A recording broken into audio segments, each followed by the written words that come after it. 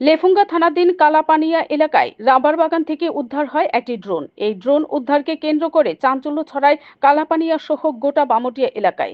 জানা যায়, লেফুঙ্গা থানাধীন লেম্বুছড়া পুলিশ ফাঁড়ির অন্তর্গত লেম্বুছড়া কালাপানিয়া এলাকায় আকাশ দেববর্মা নামে এক যুবক সকালে রাবার বাগানে কাজ করতে গিয়ে ড্রোনটি পড়ে থাকতে দেখতে পায় এবং স্থানীয়দের খবর দেয়। পরে খবর পেয়ে ঘটনাস্থলে আসে এসডিপিও মোহনপুর সব্যসাচী দেবনাথ সহ লেম্বুছড়া ফাঁড়ির পুলিশ শুরু করে তদন্ত। প্রাথমিক তদন্তের পর পুলিশ জানায় এটি একটি সাধারণ ড্রোন এবং ড্রোনটি উদ্ধার করে নিয়ে যান। Bureau report, BTV Tripura news. আমরা খবর পাইছি যে লেম্বুছড়া আউটপোস্ট থেকে, তো পাওয়ার সাথে সাথে আইসি আমার পরে সাহেব আইছেন। কালাপানিয়া জায়গার নাম। তো রবার বাগান থেকে একটা ড্রোন পাওয়া গেছে, পড়ে রয়েছে। তো পড়ার সাথে সাথে আমরা গেছি, জায়গাতে গিয়ে দেখলাম পড়ে রয়েছে, সেখান থেকে লয়ে আইছি।